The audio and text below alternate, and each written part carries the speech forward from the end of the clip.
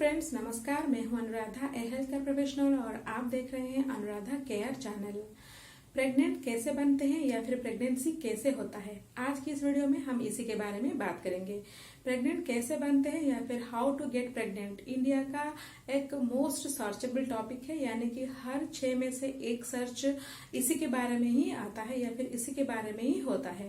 तो प्रेग्नेंट कैसे बनते हैं या फिर प्रेगनेंसी कैसे होता है, या फिर अगर आप प्रेगनेंसी के लिए ट्राई कर रहे हैं या फिर कंसीव करने के लिए ट्राई कर रहे हैं तो आपको किन किन बातों का ध्यान रखना है, आज की इस वीडियो में हम डिटेल में बात करेंगे। सो चलिए शुरू करते हैं आज का ये वीडियो।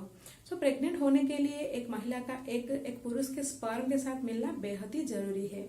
हर एक महिला के शरीर में 2 ओवरी होता है, एक लेफ्ट में होता है, एक राइट में होता है, और हर महीने पीरियड के बीचों बीचों वाला दिन उनके किसी एक ओवरी से एक रप्चर होके निकलता है, जिसको कि हम ओवुलेशन बोलते हैं।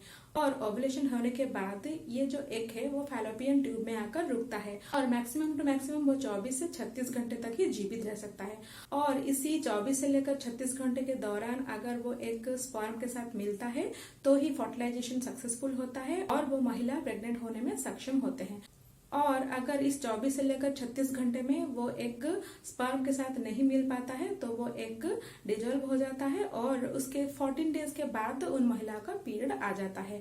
और एक बार पीरियड आ जाता है तो इसके बाद फिर से प्रेगनेंसी पॉसिबल नहीं हो सकता है। फिर जिस दिन आपका पीरियड स्टार्ट होता है उसके अगेन 14 डेज या फिर 15 या फिर 16 डेज के बाद फिर से एक अंडा या फिर एक एग रप्चर होकर निकलता है या फिर ओवुलेशन होता है, और उस टाइम पर फिर से आपका प्रेगनेंसी का चांस बनता है, यानी कि उस दौरान ही अगर वो एग फिर से स्पर्म के साथ मिलेगा तभी जाकर प्रेगनेंसी पॉसिबल हो सकता है। यानी कि हर महीने में एक ही अंडा आपके शरीर में निकलता है, वो 24 से लेकर 36 घंटा जीवित रहता है। अगर उस दौरान वो स्पर्म के साथ मिलता है तो प्रेगनेंसी पॉसिबल होता है, अगर वो नहीं मिलता है तो प्रेगनेंसी पॉसिबल नहीं होता है, और उसके बाद आपका पीरियड्स आ जाता है। अगर एक बार पीरियड आ जाता है तो उसके बाद प्रेगनेंसी का चांसेस नहीं रहता। तो अगर आप ये जानना चाहते हैं कि ओवुलेशन क्या है, यानी कि ये जो एक रप्चर होना क्या है, या फिर ओवुलेशन डे क्या है और ओवुलेशन कब होता है, तो इसके बारे में मेरा बहुत सारा डेडिकेटेड वीडियो है, उसका लिंक मैं आई बटन में या फिर डिस्क्रिप्शन में दे दूंगी, आप जाकर जरूर चेक कीजिएगा। तो आइए हम जानते हैं कि अगर आप प्रेगनेंसी के लिए ट्राई कर रहे हैं या फिर प्रेगनेंसी कंसीव करने के लिए ट्राई कर रहे हैं तो आपको किन किन बातों का ध्यान रखना। पहला बात आपको ध्यान रखना है कि आपको ओवुलेशन के पीरियड पर या फिर आपके फर्टाइल पीरियड पर ही रिलेशन में रहना है। अगर आप ओवुलेशन पीरियड या फिर फर्टाइल पीरियड कैलकुलेट नहीं कर पा रहे हैं तो आपका पीरियड का जो स्टार्टिंग डे, यानी कि जिस दिन आपका ब्लीडिंग होता है उस दिन को डे 1 मान के चले, तो आपका पीरियड का 10 दिन से लेकर 21 दिन हर डे या फिर हर अल्टरनेट पे भी रिलेशन में रह सकते हैं, क्योंकि इसी दौरान ही मोस्ट प्रोबेबली हर महिला का ओवुलेशन हो जाता है अगर उनका पीरियड साइकिल लेंथ 28 से लेकर 35 दिन का होता है। और रिलेशन रखने के समय आपको स्ट्रेस बिल्कुल भी नहीं रहना है। रिलेशन रखने के बाद आपको पीठ के बल लेटना है, क्योंकि पीठ के बल लेटने से ही आपके वजना में जो स्पर्म पेनिट्रेट होते हैं वो आगे बढ़ते हैं सर्विक्स के थ्रू और आ जाकर आपके फैलोपियन ट्यूब में आपका एग को फर्टिलाइज करते हैं। और कोशिश कीजिए कि रिलेशन के बाद आप कम से कम 10 मिनट तक पीठ के बल लेटे रहें, या फिर leg up the wall position भी आप कर सकते हैं। इसके अलावा रिलेशन के बाद कम से कम 10 से 15 मिनट तक आपको बाथरूम नहीं यूज करना है। दूसरा जो बात आपको ध्यान रखना है वो है कि अगर आप बर्थ कंट्रोल पिल का यूज कर रहे थे तो इसे भी आपको स्टॉप करना है, क्योंकि बर्थ कंट्रोल पिल यूज करने के बाद प्रेगनेंसी जनरली पॉसिबल नहीं होता है, क्योंकि ये आपके शरीर में ओवुलेशन को रोक देता है, फिर आपका अंडे का जो रप्चर होने का जो प्रोसेस को वो रोक देता है। तीसरा जो बात आपको ध्यान रखना है वो है कि आपको हेल्दी लाइफस्टाइल मेंटेन करना है और आपको हेल्दी रहना है, बोथ फिजिकली एंड मेंटली।